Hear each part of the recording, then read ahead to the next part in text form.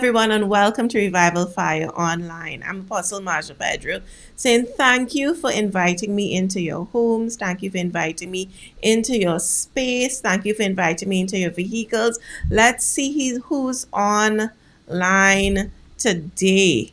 Today, we're going to speak about a topic that's misunderstood but needs some clarity. We're going to speak about and we're going to understand silence. Jimmy Sweet Right, how are you? Jimmy Sweet, Rihanna is inside. Neelam is here. Let's see who else is here. So if you're on Facebook, why don't you go ahead and like and share this video? If you are on YouTube, why don't you go ahead and subscribe to our channel and press that notification button, because we upload new content every single week. Let me see again who's here. It's been a minute since I've been on. I know Apostle Brent has been doing an exceptional job, but I am back on the Friday Night Live. We have Renetta. Hi, Renetta. Ronald Brent. Crystal. Natalia. Let's see. Neelam. Nickel. Diego Paris. Mr. Paris. And Shanice.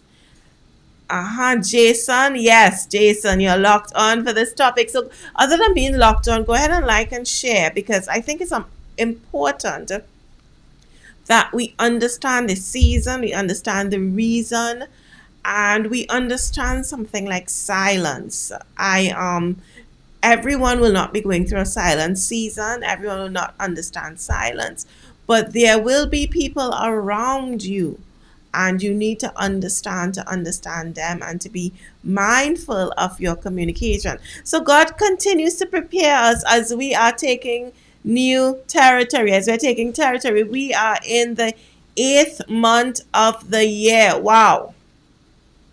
We're in the 8th month of the year, and we're going, hi Renee, hi Khadijah, we're going on into the 9th month, the month when I was birthed. But again, we're going on, it's the 8th month, and it's a time of birthing generally, not just my birthday. And we are going through different seasons, and God continues to prepare us for every season. Silence is one of those things that I would have spoken about this to some extent, but it's one of those things that is undervalued and underutilized. You know, I had a retreat over the weekend. You did not see me last Friday in my last broadcast. I had a retreat, and God said to me, He said to me, Marsha, I thank you. And He said, the reason I kept you for many years in silence, it's because I was building substance inside of you when your season to speak came. And I really believe that I've stepped into a season to speak. And there are times when I would withdraw to silence. And even there were times during the retreat when I withdrew and I was silent because I was getting God's substance again. You know, and we need to understand the dynamics of silence. We need to understand God's purpose. And we need to understand how to maximize each season. Yes, Kathy Ann, it is your season. Hi, AJ. Hi, Tamara. It is your birth month also. So we need to understand how to maximize silence. I believe that we are so accustomed to talking and we're accustomed to movement that we are unaware of just how much we say and how little we listen. I know very few people are going to say amen for that, but we need to be mindful of, we say so much and we listen very little. And I'm not speaking about just speaking words. I'm speaking about being calm. I'm speaking about hand language. I'm speaking about facial expression. I'm speaking about body, the you know, what you give off your body language. We say so much and we stop. We really don't stop to listen. You know, someone said to me yesterday, we were having a meeting, and I know she wouldn't mind if I said, and I said, are you coming? I said, you know, if you're coming, you need to let me know if you're coming to the meeting. And the person said, well, I propose to attend. And I'm like, okay, what do you mean? Okay, I'll just cater for you. But, you know, sometimes our silence and sometimes our communication needs to be modified, or sometimes our understanding of silence and understanding of communication and behavior needs to rise, or our our demonstration of the behavior or our speaking or silence needs to be explained to the recipient so that they understand. So what I'm really saying is that there are some of you who may actually listen to this message, you may listen to this video, and you will understand yourself to the extent that you will understand your season to the extent that you will explain it to another. I don't know how many of you are feeling silent in the season or how many of you have been dealing with some silence, but if you say amen, I would really, really understand, and I would say ace. I have some nods in the house this evening. Unfortunately, the fact that we say much and we listen little, this also applies to God. It applies to God most frequently than other relationships in our lives. So we say we say a lot to God, but we don't listen much. I really believe that He wants us to be people who know how to listen when we act. We need to be people who know how to listen. And when we act, the effects will be felt for generations. The effects will be felt for generations. So what exactly is silence? What exactly is this thing called silence? You know, I called a place today. They sent me an email. You need your bill needs to be or your whatever. And I called, and there was just a recording, and then there was silence. There was just silence. I did not understand. What exactly is silence? Silence is a noun, and the dictionary says silence is a period without any sound. Complete quiet. The mere definition of the word may be uncomfortable to some. And I know there are some personalities that when you come in, you don't come in quietly. You come in with a bang, and nothing is wrong with that. But especially for those personalities, you would have to modify and understand whether it's your season of silence or whether it's another person's season of silence. I know it may be uncomfortable for some, and the Bible speaks of a time to be silent and a time to speak. I believe that we've spoken so much that it has become a habit, and we don't know how to be silent. We've spoken so much, and it's important that you understand when to speak. Even in your season of speaking, it's important that you understand when to pause. We have things like full stops in English. We have things like full stop or period. It's important because effective communication, it's made up of a rhythm of effective silence. Effective communication, notice there's silence there, is made up of a rhythm of effective silence. In this season, as we're going forth and taking that new territory, and I believe many of you in the month of October, you're about to get some sudden surprises as the month of October the end of October draws near. But in the month of September, you will continue to toil, and I want to encourage you, even in a place of quietness and even in a place of silence, continue to press forward with the same energy, with the same aggression, with the same momentum, because God is going to break through soon. And it's important in this season of taking territory that we not only know silence, but we master it even under duress. That we master silence under duress. I often look at these movies and someone broke into someone's home, or someone, comes in and they try to rob you, and you need to be silent. And you're under duress. And you need to be silent because the enemy is there and he wants to hear you. The enemy is there and he wants to attack. The enemy is there and he just wants to hear your breathing, your mere existence, and he picks it up and he comes to get at you. So even under duress, and that's a noteworthy point. And as I minister to you, you know my sermons are my seasons, most of them. And as I minister to you, there were some things I was speaking this evening, about the same shipment I was talking about. And there are some things that I need to go in and either be silent or make positive declarations about.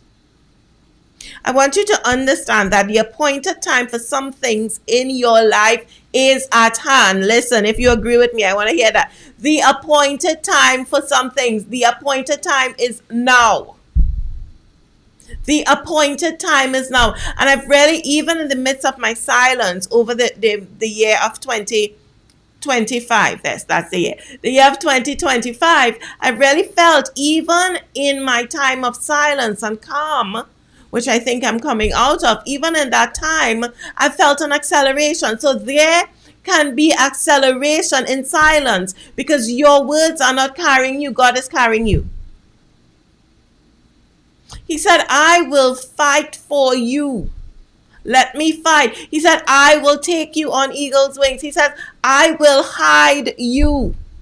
I will go before you. So we need to know that the appointed time for some things in our life is at hand. It's now. It's now. I see a huge chessboard in the spirit, and it's funny because I don't know how to play chess, and I understand the concept of waiting. And I looked at this movie with this young lady, and actually it was, I think it was a movie or a series with this young lady who played chess, and I was glued to that thing. I don't usually binge watch, but I think I binge watched that thing. I mean, I exercise and I watch, and I did something and I watch and I watch and I watch. But I understand the concept of waiting. That young lady and that game of chess, in a game of chess, we don't have loud cheering, and we don't have, we just like a drink of water, a tap of a bell, a sigh, a gasp. There's silence. And I understand the concept of waiting, silence, and strategic movement. There are some of you in your silence, you will understand waiting and strategic movement. Your next move must be well thought out. Trust me. And it's not because I'm that intelligent, but it's because I'm that broken. I'm that yielded. I've seen how my moves, even in today, I got up this morning and I was unwell. I got up and I felt physically unwell, but I pushed through and I did some therapy, and I had some vitamins and I had some protein, and I pushed through and I did the gym and I pushed through. And after I pushed through in silence. I barely said much to my husband. I pushed through in silence. And then I felt an acceleration. Go do this, go do that, go get this done. And when I felt an acceleration, even in silence, I said nothing to no one. I came in the office and I just started experiencing the presence of God, and God spoke. Silence enables you to push through into your next season with strategic movement. With strategic movement. Your next move must be well played. And it is as if I did a ripple of things today.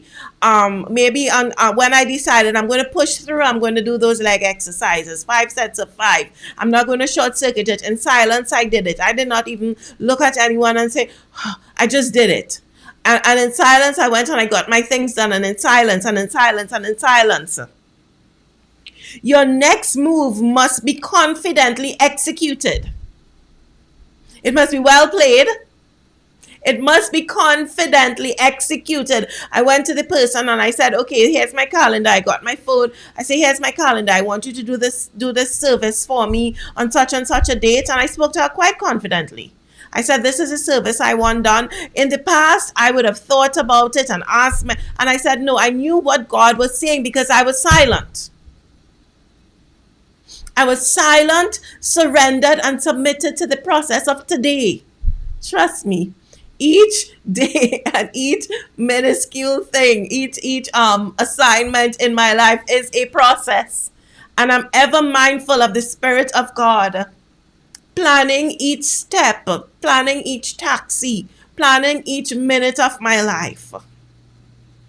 Your next move must be confidently executed. These things can only be accomplished when you are silent and hear the voice of God. I want to draw your attention to Nehemiah and how silence was one of the key traits that helped him to redeem a nation. Are you with me? Silence was one of the key traits that helped him to redeem a nation. And God spoke to me today after I'd been silent and I'd just done my made all my plans and executed my moves with rapid succession, God spoke to me after I got quiet, got silent, took took a little rest and was listening to some worship. God said to me, He said, the time for favor is now.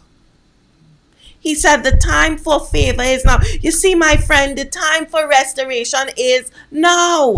If I could have some of you hit me up in the comments or speak it out in your vehicle, the time of restoration is now, Khadijah. The time of restoration is now, King's Glory.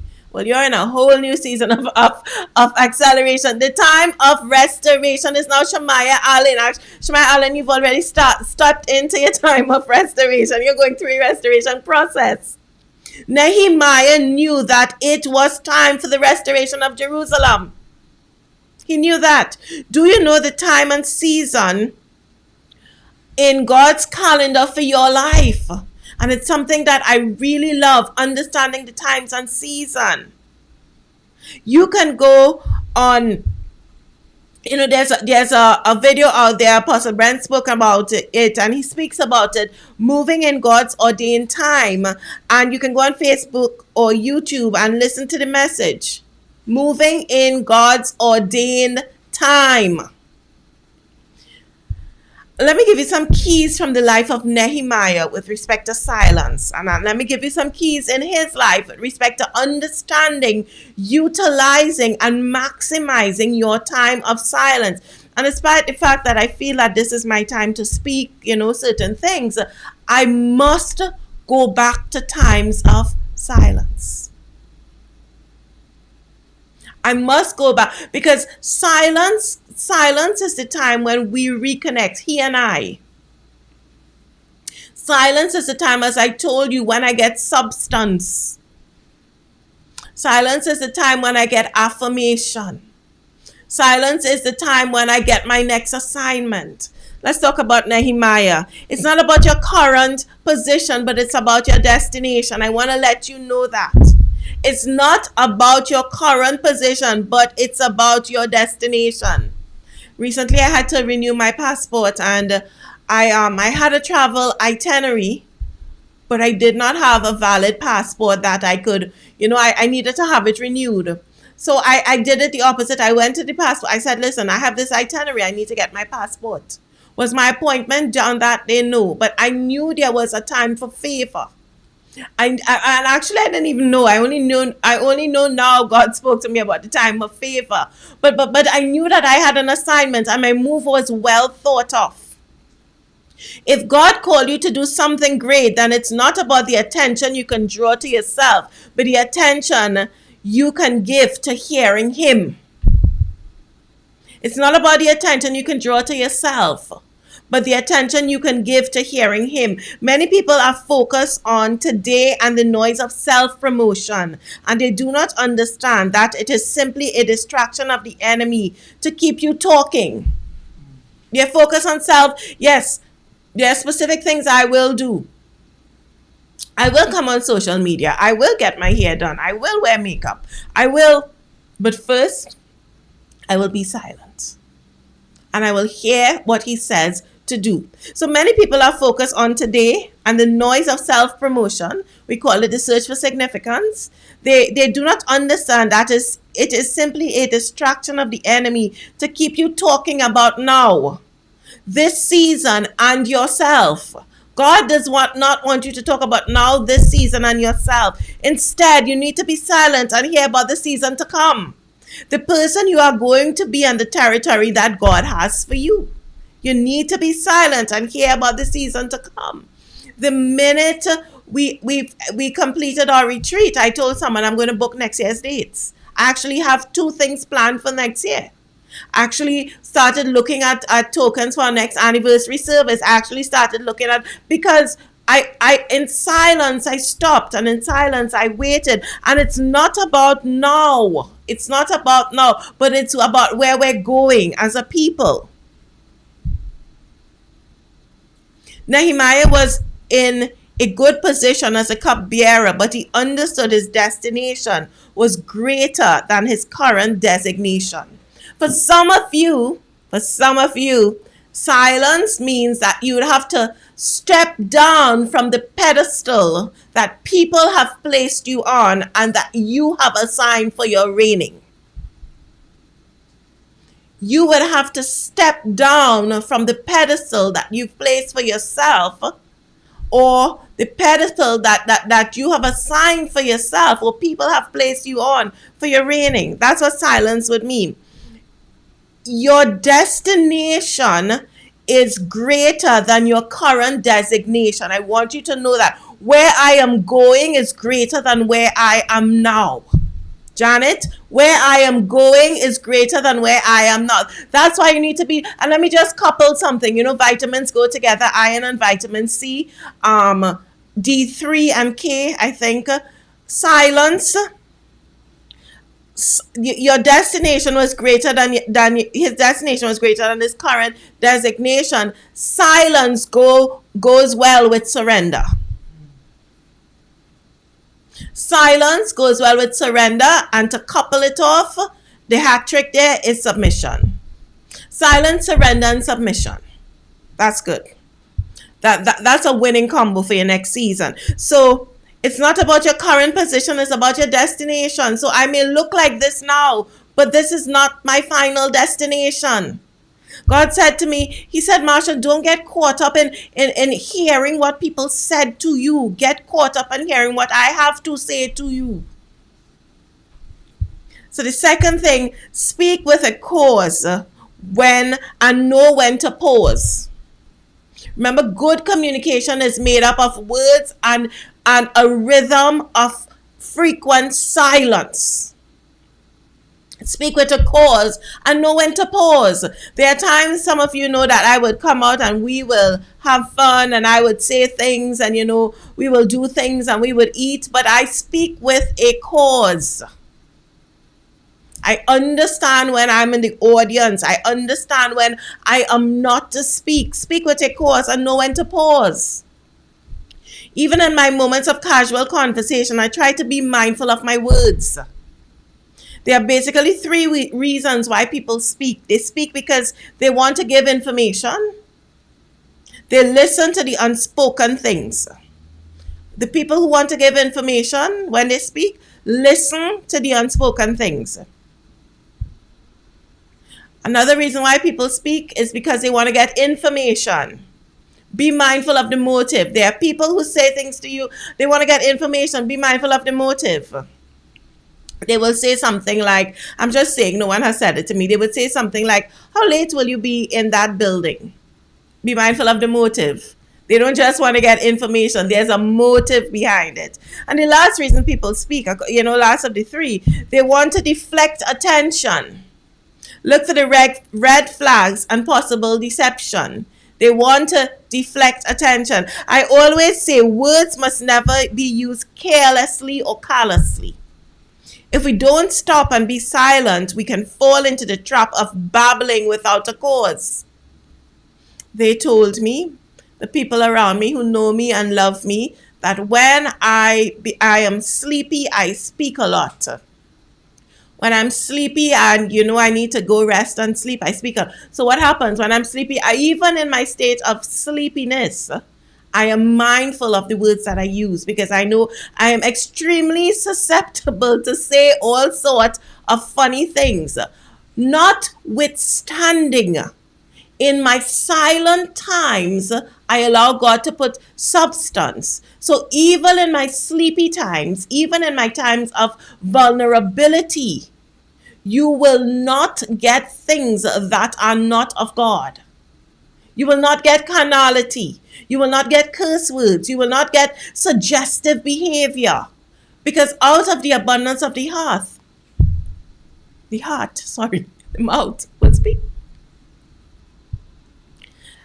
Nehemiah knew when to speak and when to be silent. That's an art.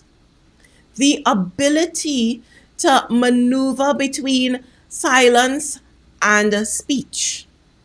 He knew when to speak and he knew when to be silent. He spoke to his brother about his land. He got silent to hear what the report was. He did not go on and on because he was not knowledgeable.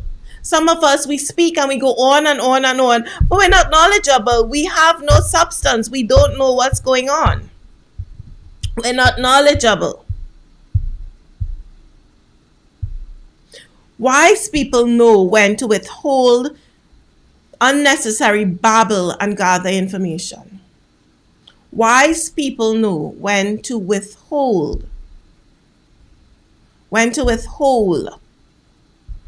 unnecessary babble and gather information. Are you just babbling and not using that tool of silence?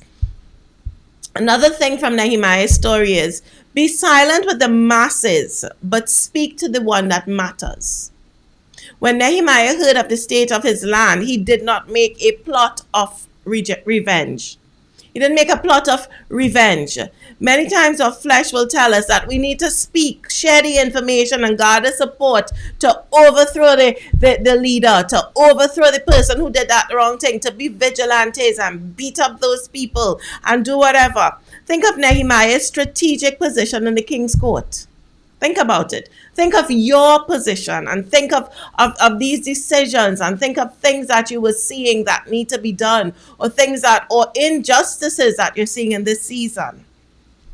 Think about his level of authority and influence. He could have undermined the government, but he didn't. There is a way that seems powerful to man, but there is always a way that is preferred to God. People love to talk. It's powerful to them, but it's not necessarily the way that is preferred by God. Nehemiah chose God's preferred way. Are you going to choose God's preferred way? I want to just hear you. I am going to choose God's preferred way. Choosing God's preferred way. And here's what God's preferred way was. Nehemiah wept, he fasted, and he prayed for several days. Again, silence. He wept, he fasted, and he prayed for several days. He was silent to all and spoke to the one that matters. And many times you need someone to talk to. You need a friend. You need a neighbor. You need to listen. Be silent and speak to the one that matters. He's your greatest confidant. I'm not saying don't seek counsel. I'm not saying don't have a friend. But many times in life we are too quick to run and speak rather than bow and seek. Speaking gives you sympathy, but seeking gives you solution. Do you want sympathy? I don't. I'm very solution oriented. I don't want sympathy. I don't want someone to say, oh, Apostle Marsha, your shoulder hurts. Oh, Apostle Marsha, it's so sad that, they did not give you your Coke with your meal. Oh, Apostle Marsha, let's put them on Facebook. Or I can just be silent and get a solution. Seek, silent, solution. All right? So you need to speak with a cause and know when to pause. You need to be silent with the masses, but speak to the one that matters. You need to know when to serve and when to speak. You need to know when to serve and when to speak. There have been so many instances of people being too familiar when they were called to just serve in silence. And many people want to they want to serve the apostle, or they want to serve something, or they want to or they have a specific gift and they want to speak. You need to know when to serve and when to speak. We had a meeting yesterday and someone asked a question, and I was not the host of the meeting. Apostle Brent was, and he asked a question, and I felt I had an answer, but Apostle Brent answered it, and I said okay, because it's okay. I don't need to speak. I just need to sit there and listen to what he's saying. If it was my appointed time to speak in that meeting, the Lord would have said to him, ask Apostle Marsha, and she would say the answer. It was not. And it's okay. We need to be okay with not being called upon when we feel we have a solution. We need to be okay with silence. God gives us information to be aware. know when to serve and when to speak. He gives us information so that we're aware, especially for those of you who operate in the prophetic giftings, and there are many of you, and everyone who comes and affiliates with Revival Fire, there's at least a spirit of prophecy, so everyone can prophesy. God, information is not ammunition. So God gives us information to be aware, especially to the prophetic people. Information is not ammunition, but it's access to God's mind and heart. It's not ammunition, but it's access to God's mind and heart. If you see it as ammunition, then your access may just get denied. If you see the information as ammunition, I know that Apostle Marsha broke the traffic light. I know Apostle Marsha broke that traffic light, and because the Lord showed me in a dream, literally Apostle Marsha broke that traffic light, and so happened. It's not ammunition. It's not information. It's not ammunition. And if you were to use it as ammunition, then your access may just get denied. We have to always remember that regardless of the territory and calling, we're first servants. I'm a servant. I may have information about someone. I may know something about someone, but I'm a servant. And who am I here to serve? On behalf of the king. He who serves well in silence has the ear of the king in conversation.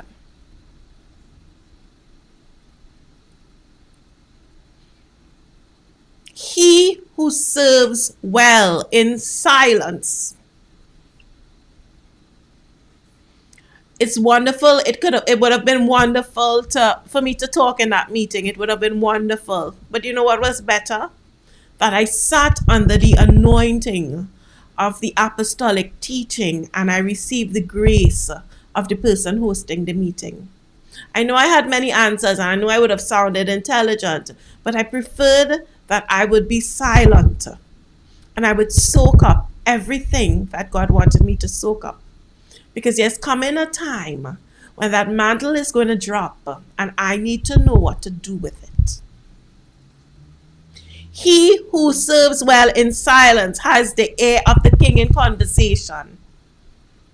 I don't mind serving in silence and not speaking, because when I go before my king, I want him to listen to what I'm saying. I save up my words for him. I don't use my words frivolously or carelessly. I save up my words for him. Perhaps some of us are not getting the requests that we've made at work because we haven't served well. Just saying. We're not getting the promotion because we haven't served well. And I'll speak about serving and service. Listen, the world says you're calling the customer service hotline, 1-800-257-1257. I just made that up. Don't call the number. I don't know what it is. But they say call the customer service hotline, 1-800-257-1257. And they say call that number and you'd get service. And the world says this is service, and they will just tell you, well, you need to pay some more money. Or they would say your credit card was denied. That's the world service. But when you are a kingdom occupant, when you are do I have any territory takers tonight? When you are a territory taker, when you are an agent of transition, you serve according to the kingdom's criteria. So perhaps some of us are not getting the request that we've made at work, the promotion or the extension or even that job, because what we were doing is serving according to the world, but we were commissioned by a king. The world will not reward us if the commission is from the king. The king will not allow it. We need to serve according to the king's standards. Yeah? Just saying, Nehemiah understood his immediate assignment to serve in silence. I believe that his silent service was so impressive that it gained him the place on speaking into the king's ear and heart. Yeah? So let me so I've spoken some traits of silence and how it's going to help you in this season. I'm just going to share 2 bits of information. Here are some signs that you need to employ less speech and more silence in your life. I don't know how many amens or fire emojis I'm going to get for that, or how many thumbs up. But here are some signs that you need to employ less speech and more silence in your life. You continue in cycles and you continue talking to the same people and getting the same results, which is none. You continue in cycles and you continue talking to the same people and get the same results. Maybe God wants you to stop speaking and stop moving. Just remain still and silent and he will speak. That's a sign that you need to do less talking and more listening. Another sign is you are unable to make decisions because there is too much information circulated in your brain. You're unable to make decisions because there's so much going on in your brain. I've personally experienced this in certain areas of my life. After 2023, 2024, I guess that time, but it's totally cut down now to almost none. But I've personally experienced this in certain areas. I always tell folks that I'm really good at some things and other things in life I'm really challenged with them. I live in extremes. I realized that when it came to getting some things in my life, I couldn't make a decision. And I would rely on other people to help me. Eventually, one day I got silent. And one day I went before the Lord. And what did I do? I just accessed the library of heaven. And now I'm no longer indecisive. I used to be that person. I'm no longer indecisive. Listen, I became silent and I accessed the library of heaven. And I understood the answers and I understood the things I was going to do. And I just stepped out in faith. Silence and faith. Yeah? So that's a sign that you need to stop talking and start being silent. You're speaking so you cannot make decisions in your brain because you cannot make decisions because there's so much circulating in your brain. All right? Yeah. Another sign that you need to speak less and be silent more is you are unable to stick to the decisions that you make. You're unable to stick to the decisions that you make. Sometimes we need silence just to execute, and we have so much activity in our minds and mouths that we speak and think and never act. We have so much activity in our minds and in our mouths, and we just need silence to execute. And we speak so much and think so much, and we never act. If you have problems with time management, that's another thing. Time management. I've picked up a new saying, I've coined a new phrase, okay, in my world. I don't know if it's out there on TikTok or something, but it's something that I've started saying and God started talking to me. I need to find minutes. Those of you who know me say, I tell my assistant, I need to find the minutes and I'll get this thing done. I need to find the minutes. Right now I have one of my spiritual daughters. I'm getting the minutes to get her to give me a service before something. I need to find the minutes. If you have problems with time management, meeting deadlines and tardiness, you just may need to learn to be silent and just act. Be silent and just act. And the last sign of you're talking too much and you need to be a little more silent is you have too many acquaintances and no true friends. Too many acquaintances and no true friends. When we talk and act without thought and purpose, we tend to attract people who withdraw from and never make deposits into our lives.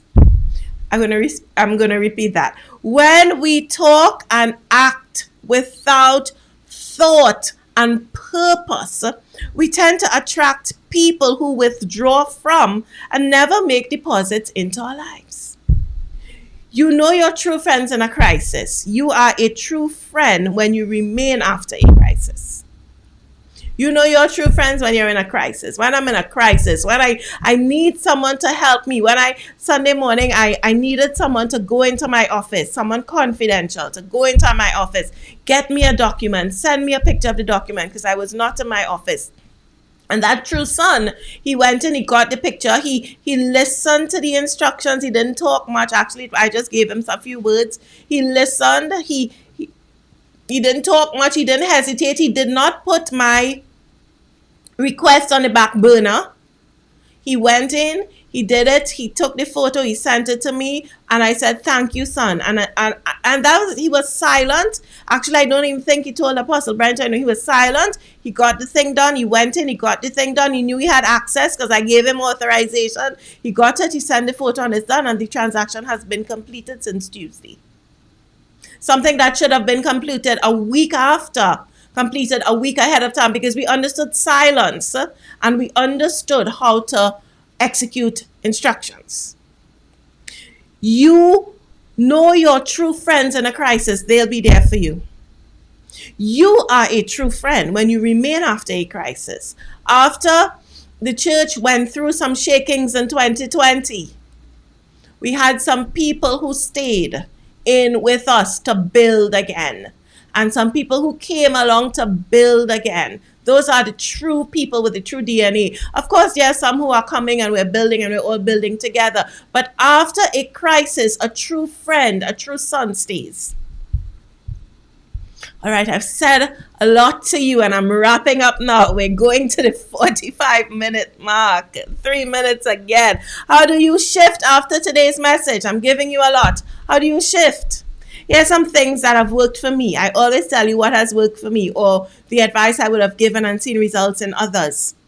I want you to understand that this is not much about personality, but it's about purpose. Because many people say to me, Apostle Marsha, your personality is task-oriented. And I said, I understand it's task-oriented, but there are gaps in my personality that I need to bring in. And then on the flip side, there are people who say to me, they call me mom, and they say, Mom, but I can't see you being direct and bringing correction.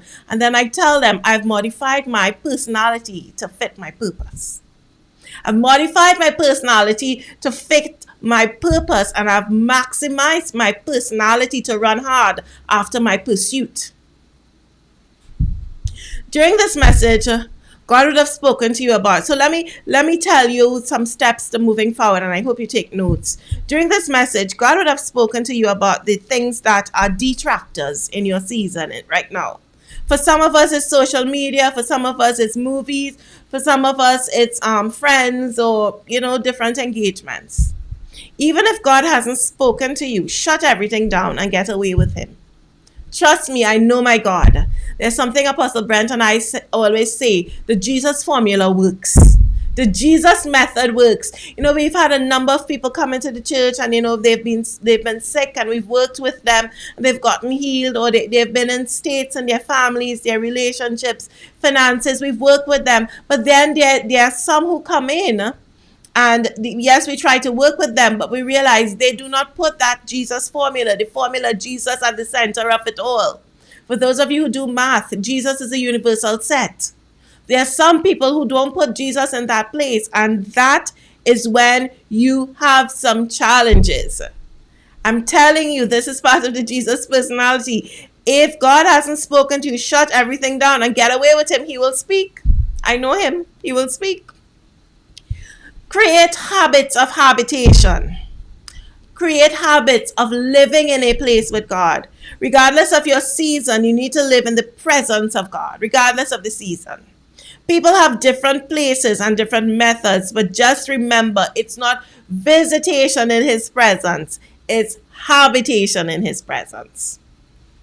And the final thing I have to say to you in this video, in this broadcast, is put into practice what I call listen and live. I listen to God's voice so that I can live the life he gave me to demonstrate the kingdom on the earth and take territory on behalf of him. Silence is important. Understanding silence is important. Using silence is important. Conquering silence is important.